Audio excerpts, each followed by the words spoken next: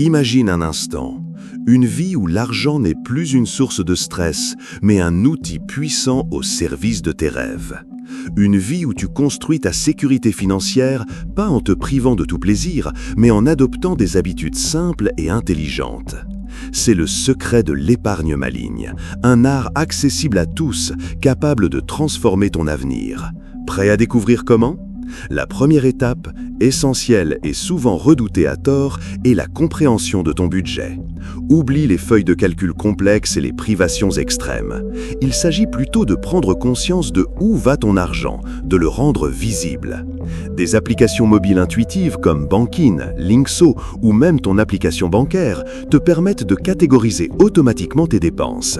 En quelques clics, tu sauras combien tu consacres aux loisirs, à l'alimentation ou au transport. L'objectif n'est pas de tout couper, mais de débusquer les fuites invisibles. Ce café quotidien qui s'ajoute, cet abonnement oublié, ces petites dépenses impulsives.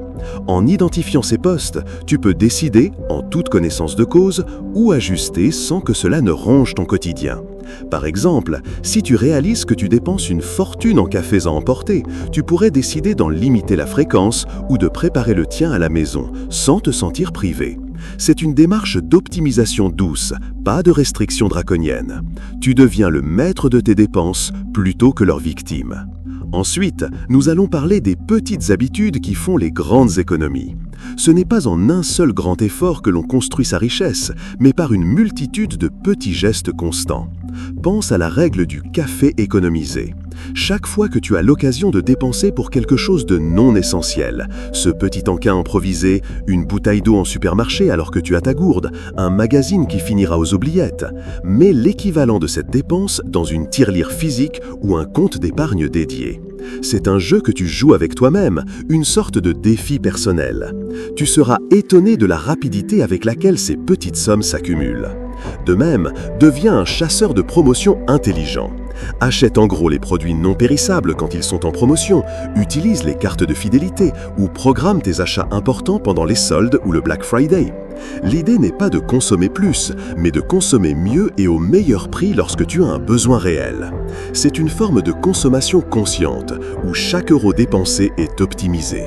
Enfin, la dernière étape est celle de l'automatisation et de l'investissement en soi. Pour que l'épargne devienne une habitude sans effort, il faut qu'elle soit automatique. Mets en place un virement automatique de ton compte courant vers ton compte d'épargne le jour de la réception de ton salaire.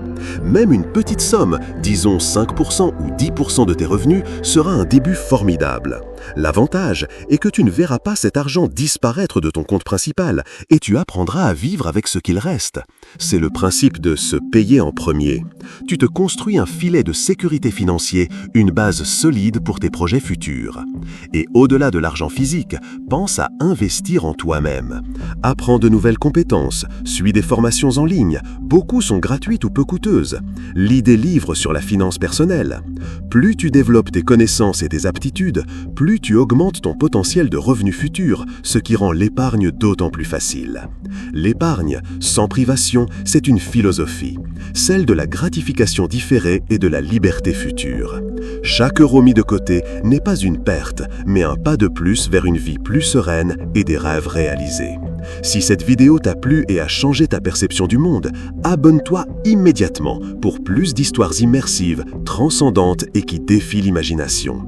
Et toi, quelle est l'histoire qui t'a le plus marqué au point de transformer ta vie ? Raconte en commentaire et que ton témoignage devienne lui aussi une légende.